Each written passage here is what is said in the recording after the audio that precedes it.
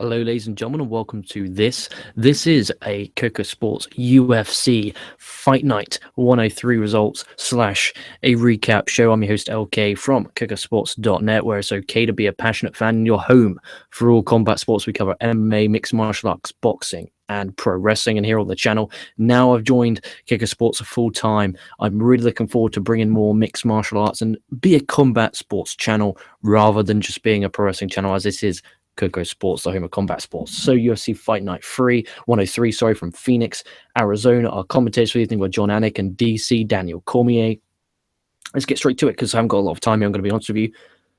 Flyweight division, 120 pounds or less. We have John Moraga, who is ranked 8th in the world, versus Sergio Pettis, who was ranked 15th in the world. Now, I love the rankings.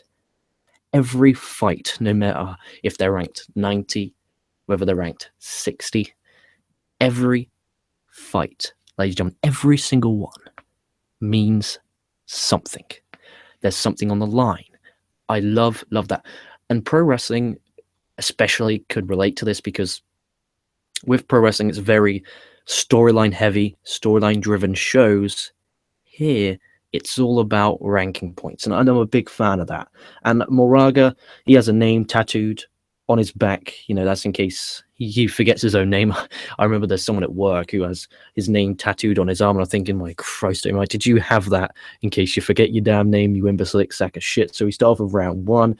Pettis with a nice right hook cuts Moraga right under the right eye. They exchange a series of punches, all favoring Pettis, including a takedown and a knockdown of Moraga. So the way I've scored this, round one, I give it 10-9 to Pettis. Round two, we have Moraga. He applies a nice takedown, but he doesn't capitalize on it. He really didn't capitalize on it. Quite a dull round. I give it 10-9 to Pettis again. Round three, Moraga, another takedown, but this time Pettis counters until they're both back on their feet. A really great counter. Really was good. Pettis with another takedown. Very safe last 2 minutes.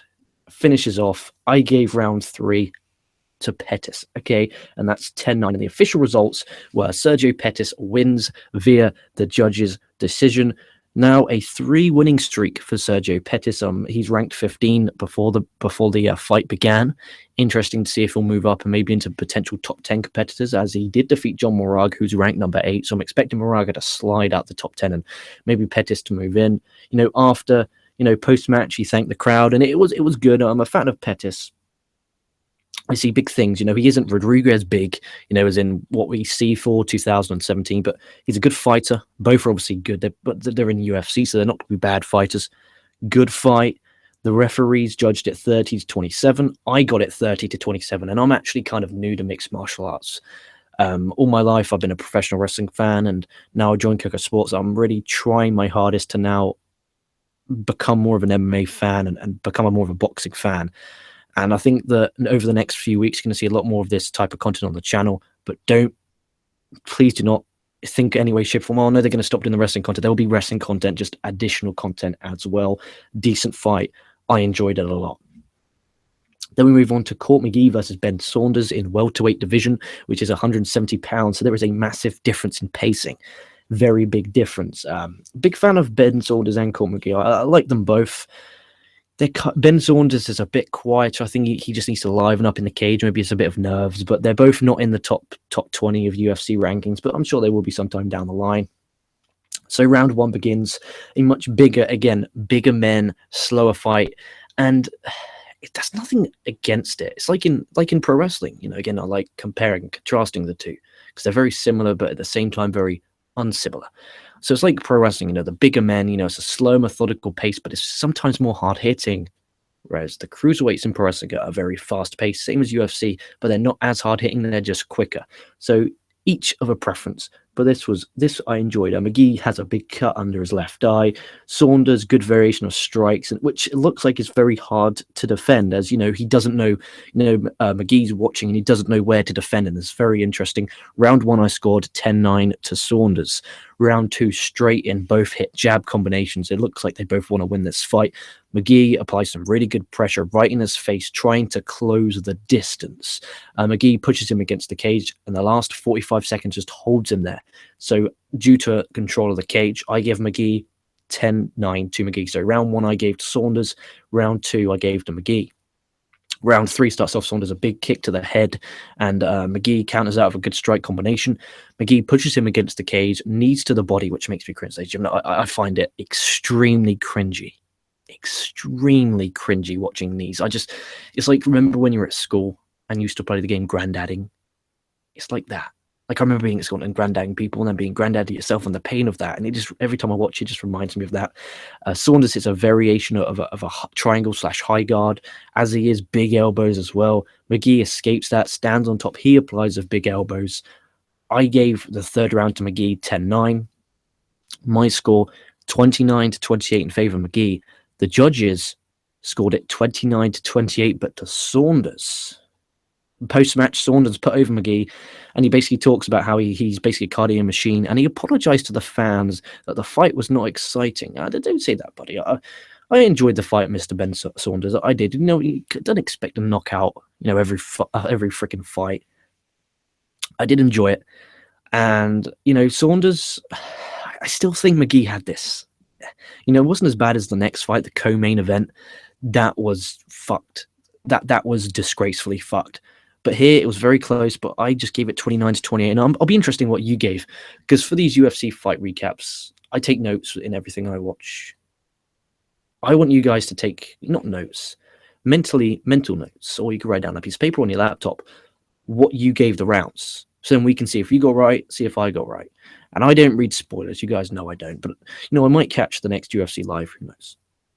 Then with the co-main event for the lightweight division, Joe Luzon versus Marcin Held. This was Marcin Held's UFC debut. I gave Held the first round 10-9. Round 2 begins, starts off a great takedown within the first 30 seconds, literally spiking him. Really good takedown. There was a double leg takedown from Hold. He did 2 of these on top in so much control of the second round. I gave 10-9, which I thought was very generous. I was tempted of a 10-8 there, going to be honest.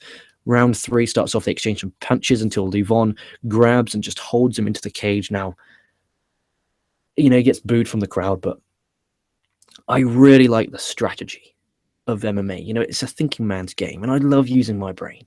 I adore using my brain, and the strategy of these guys and just the intensity, the adrenaline rush. I can picture it being absolutely amazing.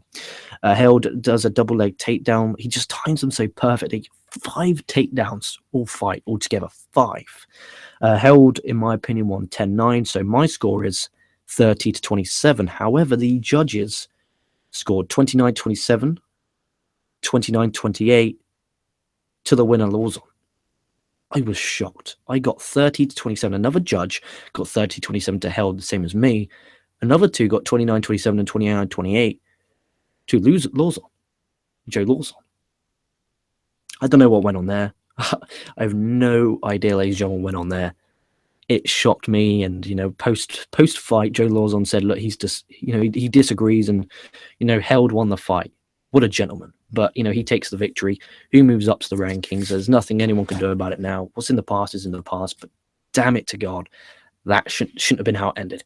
There is no way he did not win that fight. No way. Then we move on to our main event in featherweight action. You have BJ Penn, the prodigy, the legendary, versus the Yair Rodriquez. You guys know, if you follow me on Kocosports a lot, that I slaughter and butcher names on a regular basis. Featherweight division is 145 pounds or less. And the story here is you got Penn, the legend, Rodriguez, the younger, hungry, you know, really just want that breakout moment. Great story. And Yair Rodriguez is ranked 10 right now. Before the fight, post-fight, I think he's going to be moving up the rankings for sure. And Buffer, ladies and gentlemen, Bruce Buffer, whatever the fuck his name is, does such an incredible job during the ring announcing. Excuse me. Every pro wrestling announcer, ring announcer anyway, should watch Buffer. He is unbelievable. He gives it that big fight feel. He's amazing at his job, and I'd love it if he was at a WrestleMania or a Wrestle Kingdom.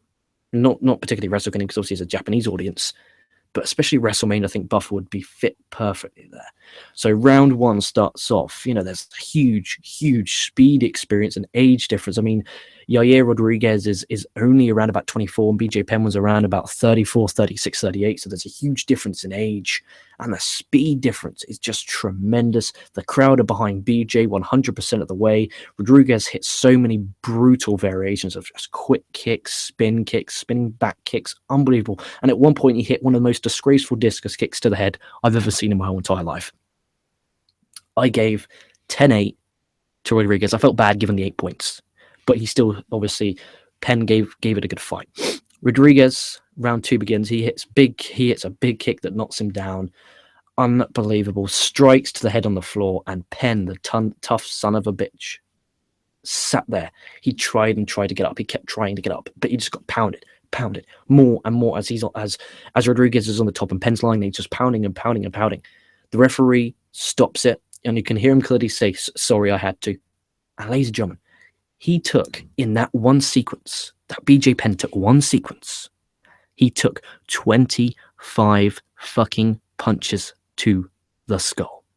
And he did not quit, and he got up just like that, complaining about the ref. That, ladies and gentlemen, is called a tough man. That is a legend. That's a mixed martial arts legend right there. Rodriguez is now on a 6 winning streak. He's just one behind Conor McGregor. Post-fight, Rodriguez puts over BJ and says he thanks the audience, thanks the crowd, and said whoever he fights next, that's up to his manager. And he's got to be a top contender to top contender for Jose Aldo's featherweight championship. And I'm just excited to see Rodriguez. My prediction is 2017. By the time this year closes, Yair Rodriguez will be the UFC featherweight champion. That's my prediction. That's my prediction for 2017. I'm going to get some live comments, and I know it's UFC, and I haven't finished filling in the description or tags yet, so I'm not expecting a lot of live comments, and we just finished an hour and a half's NXT review, so check that out if you haven't. No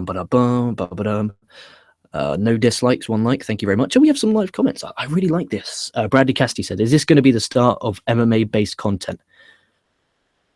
Yes, Bradley. I'm working for Kocosports. I'm a news guy, as well as updating the podcast. So I work for the site, and also I will be in a week or two joining the Kocosports marketing team. And with Kocosports, as an employee, member of the staff, I think it's critical and key that I follow the mixed martial arts and follow the boxing as well as just the pro wrestling. I think that's critical, but this will not affect pro wrestling content in any way. You're still going to get your Raws, your SmackDowns, your NXTs, your Lucha Undergrounds, your TNAs, your Ring of Honors, all those. But in addition, I'm going to put in the extra work, and you'll get the MMA news. And by the way, I recommend you guys to always check out Kocosports.net. I'm working on it all the time. I'm always on Kocosports.net, updating the site. Bradley Casti said, bloody love MMA and boxing. Actually, people hitting each other, love the theatrics of wrestling, but nothing beats a good fight. Bradley Casti, what do you think of Emil Kick complaining about his contract for 203? I don't really know. And contracts are contracts, and I'd like to stay out of that for MMA anyway. With the news, I'm talking a lot about fight cards and results on the news section. On the boxing, there was a good news story that I uploaded today to check out the boxing section about a WBC losing and vacating the belt. But here, I don't know. I haven't really looked into this. And you got to remember, I'm new to mixed martial arts, so I'm learning just as much as what I want to happen is someone to watch this video who's never watched UFC before and say, okay, that's how I feel about this show. And they're like, okay, cool. And then I can grow with them, and experienced and long-time fans of mixed martial arts like yourself can help guide me, and hopefully people listening also on the show. Bradley Cass said, I missed this card sadly, but I will do this in the future if this is something you plan on doing. Yes, I'm planning on doing this. So when you watch a card, I will only be doing the main card, not the prelims, because quite frankly, I have so much already to watch and update on the site, etc., and work and family, friends, girlfriend, etc. So take mental notes, maybe take a piece of paper and write down your judge score, or do it on the internet and then just copy and paste it. And then we can contrast and compare. I think it'd be really fascinating. Show date says, overall, I missed the old-fashioned UFC when it was about more one style versus the other one. Yeah, each their own. Bradley Casti says, I've gotten into UFC fairly recently, started watching around 2014, so it's not really something I identify with as in the old style. That's fair enough. That's really fair enough. And obviously, I've seen UFC fights before, but I've not really, recapped them, results them. But obviously, like I've said now, staff member for Kocosports. I want Kocosports now to be the combat sports channel. You know, when people think combat's fuck MMA, pro wrestling, you know, all of it. Oh, Koco Sports. You know, they go to Kocosports.net to get their fix. You know, I'm doing live. Not only am I watching NXT, not only am I taking notes on it, not only am I reviewing it, I'm also uploading the results live to Kocosports.net. And I'm extremely happy with where we're going at Kocosports.net. I'm happy Jerry is really, you know, being the big boss now, and Dave Koco coming back, and it's all working out brilliantly. So like, comment, subscribe. I want to thank you. Head over to Kocosports.net. That's KOCOsports.net. It's what the world goes to kick ass for combat sports above all, where it's okay to be a damn passionate fan. Once again, please go over to the news columns and comment, and I'll interact with you. Also, you can follow me on Twitter at LK_Kocosports. I'll follow you back. Really excited now for Kocosports. Very pumped for the future. I want to thank you for watching live, Bradley Cassidy and Show Date. Everyone else watching post live, thank you. Stay safe, stay well from me, boy LK. I'll be catching your asses down the line.